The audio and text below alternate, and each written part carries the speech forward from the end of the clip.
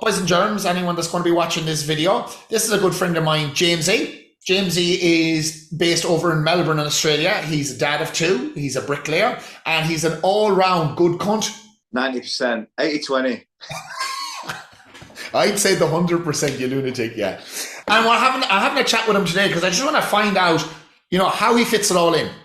He's his own business, he's a dad, and he still rocks up, trains at the gym every single day. And I think you've even started swimming now as well. I seen that in your story the other day. That's in the program at the minute, yeah. I suppose, start at the beginning. What brought you to Oz? What got you set up in Oz in the first place? Back in England, you could call us lads. We were out, paid Friday, back home Sunday, and it was becoming a bit too much of a lifestyle. So we decided, 6 of us, there was 3 lads, 3 girls. We'll go out to Australia, we'll get away, we'll have a nice break, we'll get one of these 1-year work visas, and we'll just see what happens. So we did. We spent all our money in 3 weeks, and we had to find a job fast. So we got the job, which was bricklaying in Melbourne, because me and one of the lads was a bricklayer back in England. We've been doing it together for 2 years. So we worked well together. So we got a job out here, got a good employer. So we stuck in Melbourne, ended up working and thinking we want to live here. Pretty much how it started. And that's why I'm still here. Good. How many years is that now? When did you go out? When did you land in Melbourne first? Bondi Beach, February 2008. Yeah. So we landed in Sydney. 24 I was. 30. I'm 40 now. Big holiday. Yeah. Giddy up. And like at this stage now, because you have the family and everything, Australia's home to you. I think you'll always see England as home, but Australia's home. We've got the kids. We often talk about when it would be nice to have our families to help, because there's 2 of us, 2 kids, and that's it. You've got your friends, but they're all busy, they're all doing their stuff. So it's literally us and the kids. That's a big thing with families. A lot of foreign couples that do go to Australia, or else they meet out in Australia, they get hitched and then they decide to have kids, and they need to be back home or close to parents for that support. But as you've just said there, you're doing that completely on your own. Yeah, it's tough. Not going to sugarcoat it. We're a single income as well, so I'm constantly at work, and Emma's constantly at home with kids. Okay. It's like she gets no break, and neither do I. It is tough, but it's nice when the parents come on holiday. They're coming out for we're going to literally like there and everywhere. There you go. Like, there's the kids. Yeah. Well, good on you. So you run your house in a very traditional way, where the wife does stay at home and you are out working, you're providing and protecting. And nowadays that's even something it's almost nearly frowned upon. Because it's women are independent, they should be out working, but you make it work, and it works very well for you. And I don't think it's even a case of man or woman. It's just, I had my own business. It just made sense for me to work. My cousin is a stay-at-home dad. I won't call her his wife. He's not his wife. He's Mrs. She has a successful job. She's the one who earns the money, so she's still out working. So it's just, I feel like one of you's got to do it. It doesn't matter who it is. Yeah. And in our case, it's me. Emma's literally 24-hour-a-day mum. I do as much as I can, but work's tiring too. I play with the kids, but she does all the hard graft. Yeah, no, it's good. It's good.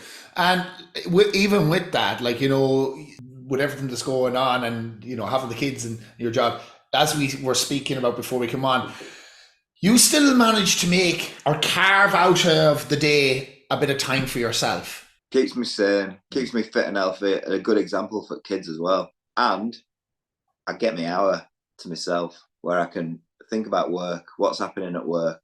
For me, it can be silence or it can be music on, but I get to set up my day, set up my plans in my head. And because I get that as well, I'm warmed up for the day at work. I've already thought about what's going on at work, so I'm not freaking out. And then I'm relaxed when I get home. You train in the morning, it sounds like. So talk us through your setup to get to training. I started off at 2 days a week to start with because it was new to me. I wanted to work my way into it. I didn't set myself, right, I'm going to start training 5 days a week, 2 hours a day. It doesn't work. I thought to myself, I'm going to pick my 2 favourite exercises. I'm going to go twice this week. I'm just going to do what I like for as long as I like, as heavy as I like. I'm just going to enjoy it. And that's why I'm there. It's just my time. So I did it Tuesday, maybe Wednesday or a Friday. I think it was Tuesday and Friday. Went in, did it. Felt ace. I felt like, the old cars where you have to have them on for 20 minutes before you drive them. That's me. Going to the gym on the morning, came to 3 days, and then to 4 days, and to 5 days, and then now it's like full time. First 2 weeks was tough because it was new, but now my body clock is 4:30, so that's what time my alarm's set. Awake at 4:30. I'm at the gym for 5, so I make sure my lunch is ready. I make my own lunches, all prepped. Good. I make sure I've got my gym stuff, my work stuff all ready the night before. So my work stuff's in my bag, my gym stuff's ready to put on. I have my pre-workout, which is electrolytes. You do your morning stuff, brush your teeth, get ready, off I trot. I'm at the gym at 5. I've got, depending where I'm working, between an hour and an hour and 20, depending on, what time I need to set off for work. At the gym, once I've finished, I'll shower, into my car. It's only 5 minutes from my house. I'm back home, hook up my trailer and away to work, generally on time. That's good. That's good. Because I love it so much and because I'm seeing all these benefits, it's just so easy. Yeah. It's not even am I going to get up at 4:30? My alarm's set and it goes off. And when it goes off, there's no, it goes off and I'm like, I'm up. It's as simple as that. I don't think about it. And what time do you call it off at night? If you're getting up at 4:30 in the morning, what is typically your bedtime then? After 9 o'clock, I'm starting thinking, okay, anytime now I can go to bed. 9 o'clock's good. That's where I'd aim. If it's not 9:30, I'm not worried. If it's getting towards 10, I'd call that maybe a late night. If it's after 10, that doesn't often happen with me. Well, that's it. That's the big thing. People end up staying up. They get this almost anxiety about going to sleep, and they're scrolling on phones and they're looking at bullshit. And then they wonder why when the alarm goes off in the morning, they can't get up. It's all this fuckery that goes on before bed.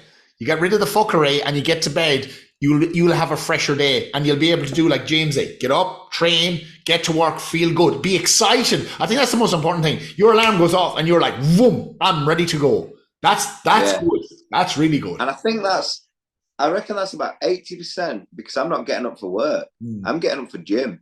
I'm enjoying my programs. I'm enjoying my progress. I'm enjoying all the nutrition side of it's coming in. But this isn't just I'm going to do everything. This is because I've started wanting to look after my body. So I've started it's only once every 2 weeks. I make the biggest pot of food and divide it up into 10 things. And then I've got 10 meals. That's 2 weeks worth of meals for half an hour's cooking. Sometimes I do like a chicken curry based thing, but it's chicken thighs. It's every vegetable that's unreduced in coals, white rice, tin tomatoes, beef, bone broth. Like it's got everything in it. And it's unbelievable. And I have one of them meals a day, 2 eggs, 2 cans of tuna, 2 bits of fruit, a protein bar, a Greek yogurt and berries, and I make it every day. And I feel great. And I love the food, Yeah, good. You're quite regimental about the foods that you eat. It's fucking. So I change the main meal, but the little sidekick things, for me, it's just something I don't have to think about then. I know I've got high protein. I've got my 2 eggs. I've got my 2 cans of tuna. I'm nearly 100 kilos. So I'm hitting my 200 grams of protein every day without fail because I know I'm getting all those things in. And I love eggs. I love tuna. Can't go wrong. Can't go wrong. Yeah. It's the habits. You're listing off. All it is you're listing off your habits and your routines, and they're solid. That's what it comes down to. But then coffee man comes around. I'll have a coffee. If one day I'm like, whoa, I need an hot dog, I'll have an hot dog. If I need a chocolate muffin, I'll have one of them. I don't punish myself. I don't think I'm in gym now. This is what I've got to do. I'm not allowed to do it. I don't do that. If I want a beer, I'll have a beer. But because I'm enjoying doing what I'm doing, I'm not feeling like I got to smash everything. I don't feel like I need a muffin a day or beers every night. I still, when I want one, I'll have one. Don't eliminate any of it. Any of it, yeah. Yeah. But I tend to want to do the good stuff day in, day out because... Well, I suppose, you know what, I worded that wrong. I said, you don't eliminate the fun. No, you are, the things you're doing, you find fun. That's it. That's it. It's not that beer is more fun than going to the gym. You enjoy the gym just as much as you enjoy a beer. Exactly. Yeah. That's the key to it, Jamesy. It's just a good balance at the minute. And it's took me a long time to find it. I'm 40. At the minute, I feel like I've got it nailed. And then this is what I feel as well, getting older. We just become smarter at the options that we take and the things that we do. Because we're halfway through. Like, if we're, maybe maybe under halfway through, hopefully. You But hope so. you could say, right, this is halfway through the gig. We'd want to have picked up some bit of knowledge along the way. We start to make some sort of decision on, okay, this is moving me in a good direction, or maybe this is moving me in a less good direction. Let's put it that way. But it is that we have, I think the long and short of it is we've sowed our wild oats, we've had the crack, we've done all the things, and now it's like, okay, well, if I want to still, have the crack moving forward, well, I just need to prioritize a couple of other things that I mightn't have prioritized previously. Every now and again, we'll go out on a big night. But the rule is, for me, I'm not saying this is everyone, but for me, you still got to get up. I've still got to get up, and I've still got to do the things with the kids. I've still got to, at the minute, Ivy's just learned how to ride a bike, which is sick. Do you want to go out and enjoy yourself with your mates? I enjoy running after her, but she's getting too fast now. Yeah. So maybe I might need my bike out as well, because last time we did it, she did 5Ks with her stabilizers on. So I ran 5Ks with her. We were running about 6-minute kilometers, it turned out, because I got my watch on. So I was like, this is sick. This is my new thing. I'm going running and she can ride. And then we've got the training wheels off now. So she's pedaling. So there's no resistance. We did a K around the oval, just down at the park there the other day, 5-minute kilometers. I'm 100 kilos, mate. 5-minute kilometers is fast for her. I was like, yeah. I was like, you want to slow down a bit there? It's good also just to be able to run around after her, Fred's up and about walking now, so yeah. So there's about 7 rugby balls in the house. Oh, I've seen that. What age are the two of them? Ivy's 4.5, and Fred, I think he's 14 or 15 months. I bet he's close to 15 months. His birthday's March. I was doing the maths the other day. I'm going to be 57 when he's 18, and I will be able to run around with him, and that's fact. So that's the aim. Well, I suppose myself and you, Jamesy, we actually don't know many lads that would be thinking the opposite way. Oh, I can't do this. I'm not able to. We know a lot of fucking animals out there. A lot of lads that are just up and go. And it like in Australia, that's the group of fuckers we hung out with. We're all savages, for want of a better word. Like everyone was getting after it. Everyone was working. There was no one going, I can't do that, or I'm not fit enough for this, or I don't have money for that. Like I was the group of lads that we hung out with were getting after it every single day. But there is a lot of people that are just like, oh, I'm too tired. I can't do this again. I'm not able to. I don't have time for the gym. Oh, I'm just too fat. It's gone too far for me. And they're younger than us, and they say these things. And I'd say it's gutting when you hear it, because it's 100% the mindset they're in. They truly believe that they can't. Truly believe that they're actually too tired. But it's what they've let themselves slip into. It's harsh, but it's what's happening. I don't know. With some people, it's a mask, so they don't have to do it. I don't know. But I feel like the people who want to do it and they use it in an excuse are just scared. Yeah. And then you need to get over that. Find something you like doing. Start. Yeah. 1 day a week, whatever it is, go to gym one day a week and start enjoying it. I don't know, do whatever you want to do. Go play badminton 1 day. Whatever it is that you want to do, just do something. Get active. You don't need to say, I'm going to be fat for the rest of my life, unhealthy for the rest of my life. It's ridiculous.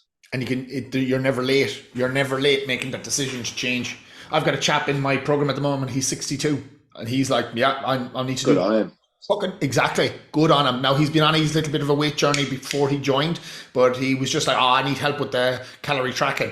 And a 62-year-old fucking tracking calories, no problem. I was like, fuck, if I can get him tracking calories, I can do it for anyone. And he's flying it. He rates everything against the calories of a pint of Guinness. He's like, calories in a pint of Guinness is 210 calories. She was like, oh, I'm not having that today. Now that's 2.5 pints, because he hasn't worked out. He'll do his due diligence. On a Thursday night, he wants to have 4 pints, and on a Saturday, he wants to have 4. So on those particular days, he's adjusted his calories around.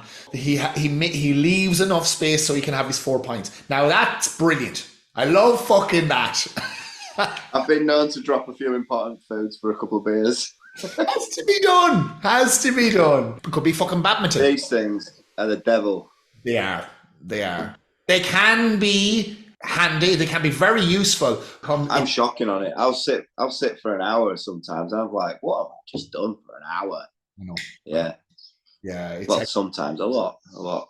yeah. In my program, I've had this audit your social media where it's like, got to get rid of all the tits and ass. You got to get rid of it because the tits and ass is a fucking distraction, isn't it, lad? Yeah, and like the only way you can change what you see is by unfollowing the shit that you don't need and following the shit that's important, like millionaire mindset, like mentorship. There's a couple of great Instagram pages that are all about being a man, being successful, being high value, stopping the fuckery, all this sort of, that's the stuff you want to be consuming, not the copious amounts of fucking tits and ass, because that's all the internet is anyway.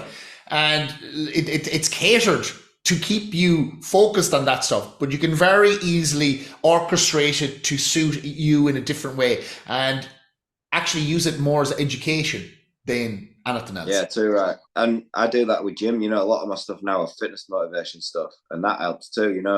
Seeing new exercises. I follow a bloke. He's an American ex-soldier.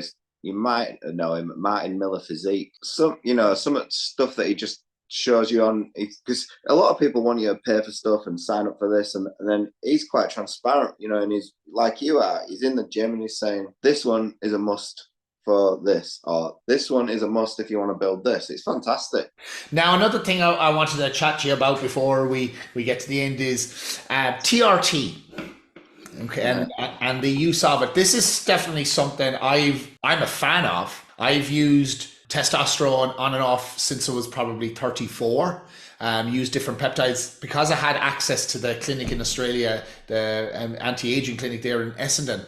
Since I've been back in Ireland, this service is not available. I've found a blood testing company because I'll be testing your blood on a regular basis to optimize, or to figure out where shit is first of all, and then do your best with your lifestyle to fix things, to optimize things. Because it's like, okay, I can give someone a training program and nutrition and say, right, off with you.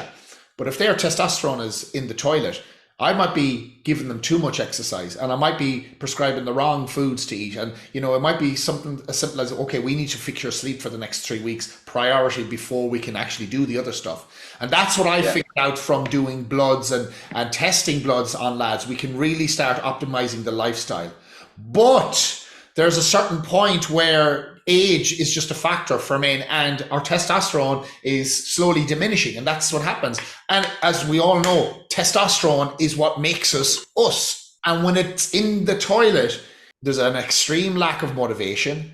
Your drive to want to pursue anything goes down. Your libido goes out the window, and also in extreme cases, anxiety and depression become a very real. Inflammation, sore joints. Sore joints, yeah, not being able to just function on a normal, not feeling yourself. How many times have I done an interview with a lad for my program, and he's like, "That Damo, I just don't feel myself anymore." That to me, that's a warning sign. Not feeling yourself. What the fuck? What's going on here? Do a test. The levels are they've dropped out the fucking wazoo. So right, what we need to do here is start working on things. But you've been using TRT for a while. Can you give us, I've shied on for long enough, can you give us your experience with it and how you've got on? I got the blood test. It was low testosterone. Everything that I'd been complaining about was because of the low testosterone. Sore joints, tiredness, like you say, just no motivation to do anything. I'm still going to work, so I've got no choice. So I'm 8 hours at work every day. Physical job, I've got a bricklayer. I felt done in, and I'm thinking to myself, how can I just keep doing this? Like, I'm 36, 37, I must have been when I started this. I'm like, I've got at least another 15 years doing this job. I can't do this. I need to do something. So I went and seen the doctor. He got me on the TRT, and it just instantly, more energy, better sleep, more appetite, just felt better. It's not what you'd expect. It's not like, like angry, ready, like that's what everyone thinks, don't they? You're a bodybuilder, you're on the juice, or, you've heard the statement, roidhead. You're not a big angry monster. You just feel better. And it's because you're not abusing it. It's because you're going to blood tests. You're getting exactly the right amount put into you each week that you need to just bring your levels back to normal. Things fix how they should fix when you injure or pull or strain, or I'd recommend it to anyone. Well, I do. I preach it from the rooftops, because females, they hit menopause and they have their hormone replacement therapy out there. And that's what happens. Their hormones stop Certain ones stop working. They just stop being produced. And in order for them to feel good, they got to be replaced. The fucking exact same happens in men. From the age of, like, it's almost like side by side. The age of 40 and onwards, both male and female should be looking into their hormones first of all to see where everything is, and then replacing what is needed. You know, and I don't see why it has become such a stigma for men. Well, it's probably because, you know, the idea of the, you know, bodybuilding and it being abused. But as you've just said there, James, like, this isn't about using bodybuilding amounts of testosterone. This is about just getting you back to a normal level where you feel yourself, where you can do your job, where you have energy and you feel motivated just to be up and about and doing your regular things. You go to the doctor and you give him all those list of ailments that you have. I'm not motivated, like I don't feel like this, my joints are sore. Oh, you're probably depressed. Here's an antidepressant medication for you. That's not the solution. You're not depressed. Downward spiral. Exactly. Downward spiral. And antidepressant medication is not going to improve anything. If at all, it makes the situation worse. It's funny you should say that, because I did go to a normal doctor about it and he put it down to stress. And I was like, mate, I'm not stressed. Like, none of this stuff's stressing me out. And he's like, no, but your cortisol levels will be high, you'll be stressed. And I'm like, I can feel myself getting stressed with him telling me I'm stressed. And I'm like, mate, I'm not stressed. It's like telling someone to calm down, yeah? He kept telling me I'm stressed. So I'm like, right, forget about it. You know, I'll find another solution. It wasn't stress. No. And like, as we've proved in the last 3 years, that I can handle my lifestyle. It's actually quite good. My job's not bad. My home's good. My kid's good. It's not stress. So yeah, that's my mission. That's my mission. Try and make it well, especially over here in Ireland now, is try and get this up and running in some way, shape, or form. That it does, the conversation at least starts about it, because there is a lot of men out there suffering right now. And I hope they can listen to this story and listen to how you've created fucking a great life for yourself. And I think it just starts by being open and honest about it, you know, yourself too. Like, I go down my physio and he's like, are you taking any medication? Tell him everything, because without it, then how does he know what paths to go down with me? Exactly. So he was like, oh, sweet. He wanted to know everything and he was straight on board. Excellent. So, all right, this is what we're going to do. This is our plan. I'm going to build these smaller muscle groups around your hip flexors, which was one of my complaints, around your rotators. We're going to build this central back and get you sat upright. So, you know, he's talking about me being at work like this all day. He says, so out of work and in gym, we're going to bring everything back and bring these muscles and bring you all back in line. Giving him the information to start with, just open that up, you know, for him to know where I'm at, where I want to go. Full disclosure and honesty about it, and letting people know why they actually feel shit. Well, you're a model of what a man should be, Jamesy. I'm not saying that to blow smoke up your hole. It is, you're inspiring, and that's why I wanted to have this chat with you today, because you have everything going. You have everything going, but not only have you everything going, you have everything going for yourself as well. You look after yourself. You take that time out of the day. You get to the gym. You do the things that bring you joy, as well as bringing joy to the people that are closest to you. So fucking good on you for getting that, for achieving that. Because I think, as I said earlier on, every man deserves that, but I feel that they feel it's unachievable. But you're proof that it is. It's worth it. It's like, people out there, if you're thinking about it, just do it. It's enjoyable. You might feel tired to start with, but once you get into the swing, you're going to love it. Giddy up. Giddy up.